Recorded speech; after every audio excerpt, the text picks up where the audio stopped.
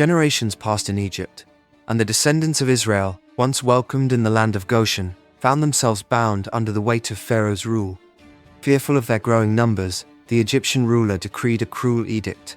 Every Hebrew boy under the age of 3 was to be cast into the waters of the Nile. Yet, among them was a child whose life was preserved by faith. Born into the house of Levi, his mother refused to surrender him to Pharaoh's command. She crafted a small basket, placed him within, and set him adrift upon the river's currents, trusting that providence would guide his fate.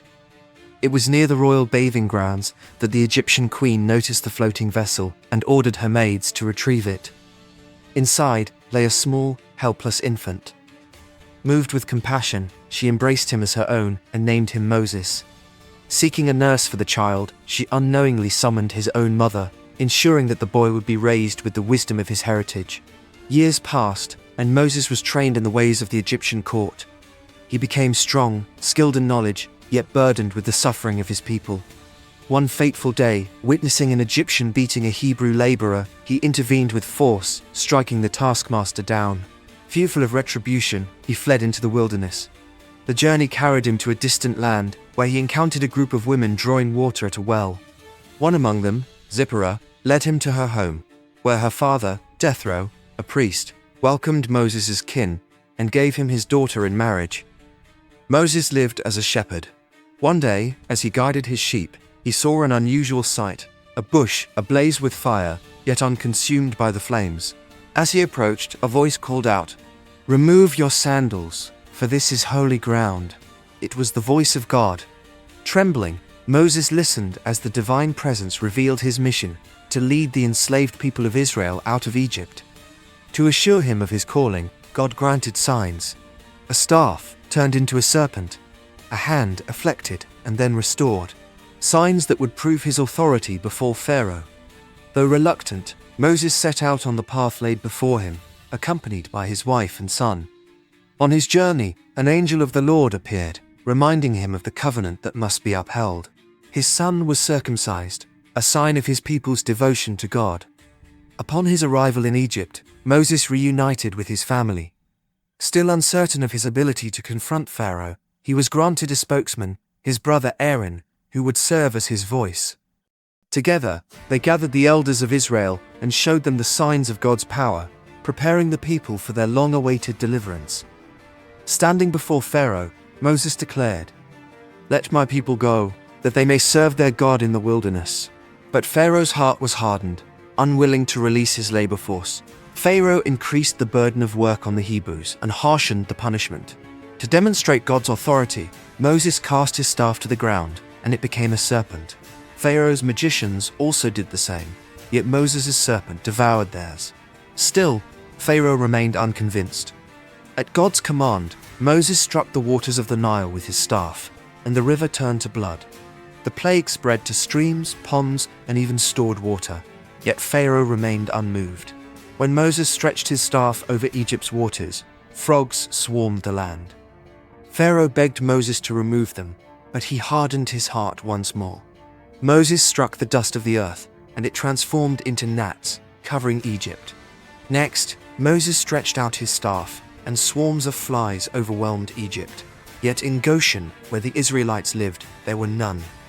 God made a distinction between his people and the Egyptians. Then, a devastating plague struck Egypt's livestock. Horses, cattle, sheep, and goats perished, crippling Egypt's economy. Moses took soot from a furnace and scattered it into the air, and painful boils broke out on the Egyptians. Even Pharaoh's magicians could not stand before Moses due to their suffering. Yet Pharaoh's heart remained hardened. Moses stretched his staff toward the heavens, and a mighty storm descended. Fiery hail rained down, destroying crops and homes. Terrified, Pharaoh admitted his sin and begged Moses to stop the storm. But once relief came, he hardened his heart again. Then, an east wind carried a vast swarm of locusts into Egypt, consuming every remaining crop. Pharaoh hastily summoned Moses, pleading for the plague to end. Moses prayed, and the locusts were driven into the sea. Yet Pharaoh refused to free the Israelites. Moses stretched his hand toward the heavens, and a thick darkness covered Egypt for 3 days. No one could see or move, Yet in the homes of the Israelites there was light, the final plague, and the Passover. Moses warned Pharaoh that at midnight every firstborn in Egypt would perish. From Pharaoh's son to the lowest servant's child, none would be spared. God instructed Moses to prepare the Israelites. Each family was to sacrifice a lamb and mark their doorposts with its blood. They were to eat the lamb with unleavened bread and bitter herbs, dressed for travel, ready to leave at a moment's notice. At midnight, the plague struck. A great wail arose from Egypt, and Pharaoh, broken by grief, commanded Moses, "Go, take your people and leave." The Israelites gathered their belongings, taking gold and silver from the Egyptians, and set out toward freedom. The Passover became a lasting remembrance of their deliverance, marking the beginning of their journey to the Promised Land.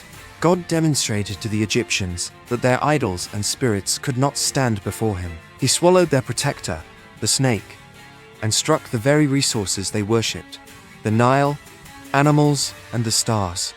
Yet Pharaoh remained doubtful. Determined to uncover the fate of the Israelites, he ordered his army to pursue them. A day after their departure, Pharaoh's army perceived the Hebrews as they stood in front of the Red Sea. As people cried, Moses stretched his staff as God commanded, and the sea parted and gave way for them. People rejoiced. They sang and danced, for the Creator of the universe had shown mercy on them. They entered the sea along with Moses with songs of praise and dance. Pharaoh's army followed them into the sea. But they drowned as the sea closed after the Hebrews left. The sea opened 12 times and closed behind the last person who walked yards away, until they reached the other side of the sea.